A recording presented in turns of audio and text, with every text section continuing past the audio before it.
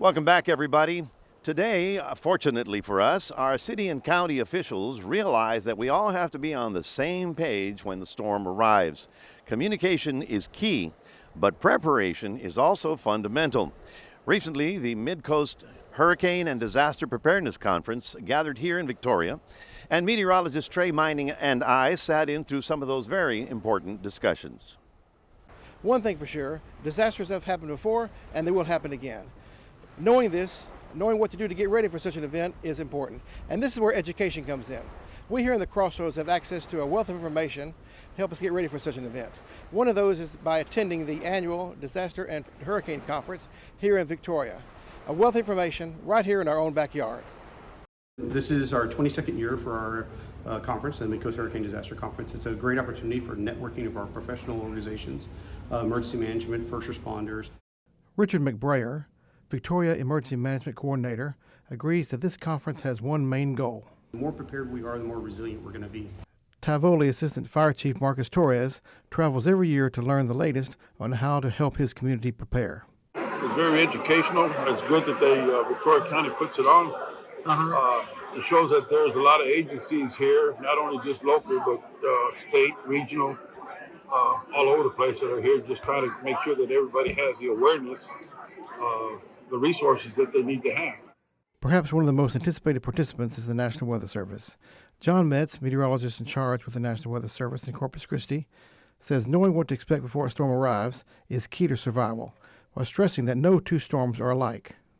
We don't want folks to be complacent. We want folks to know what a hurricane brings, the various hazards, including wind and storm surge, flooding rains, tornadoes, and how to prepare their families and their homes and businesses for such an event.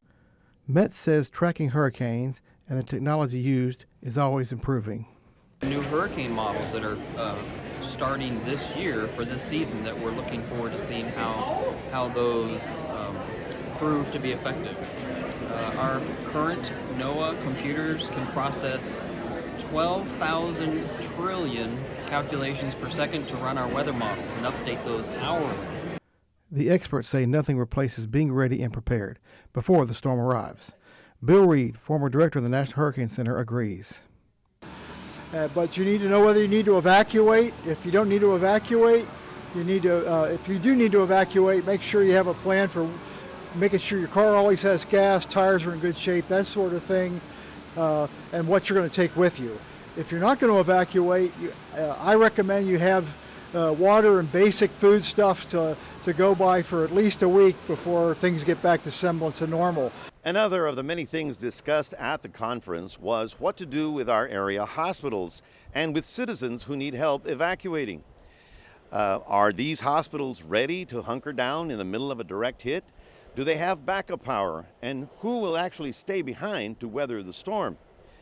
Our news reporter, Adarius McCormick, has the story. Here in the Crossroads, we're no strangers to severe weather. Port Lavaca has seen several tropical storms. Tropical Storm Beta caused flooding in 2020, while back in 2017, Hurricane Harvey peaked right here in this town.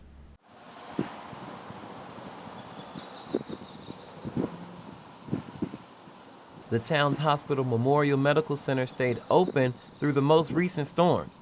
We spoke with the chief nursing officer and chief executive officer about Port Lavaca's preparedness then and now. And we were hit. We were without electricity for about a week. Yeah, a little over a week, I think. And at that time, we were on an old generator that could only power critical equipment, and so Memorial Medical Center remained open during Hurricane Harvey in 2017.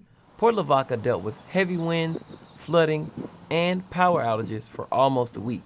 There's a possibility this could happen again. CEO Rashonda Thomas says their team was and is ready for anything. And the staff is trained mentally and physically prepared to handle the surge and making sure that the patients are not overlooked or neglected, that you're always limited sometimes when disasters take place. And so having a lot of that backup equipment, such as the generator that Aaron mentioned, is crucial for us. An incident commander steps in to lead MMC's team during these instances. According to FEMA, the IC is responsible for the overall management of the incident. Everyone falls in line and allows the IC to lead because this person knows what's best in stormy situations. Me being the CEO, if I'm not the incident commander, then I follow the incident commander. So my title, even though it is important, it's not important when we're dealing and we're calling an incident drill or we're actually in the full mode, and my incident commander is in charge at that point. Anything could still happen. However, they are not afraid at all. The Crossroads has seen heavy rain, flooding, hail, and more. They know everyone is not capable to evacuate, so they are confident that they can keep their patients and staff safe. Because we've done it. We've done it several times. I've been here through several hurricanes, and it's just been safe. Anything can happen, right? But what we've experienced and what our staff has experienced has been a solid building, the preparation work that goes into it to keep us even more secure and safe during those crises or times of disaster. Then we're ready for that. With all of their training, with all of their procedures, with all of their loyal staff, this hospital can stand the rain. Reporting in Port Lavaca, I'm Adarius McCormick, KAVU-TV 25 News Now. Every year we produce this hurricane tracking guide. It is in English and Spanish, and you can pick it up all over town. Now, it has important phone numbers, definitions, and you can track the hurricane along with us. It also has the names of the 2023 tropical cyclone names. You can learn more about evacuation routes here in our area.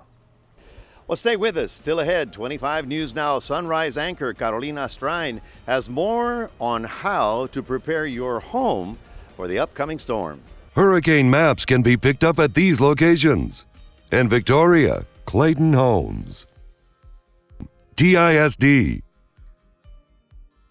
Palace Bingo, Victoria All Sports, Went Services Electrical, Wholesale Tire Company,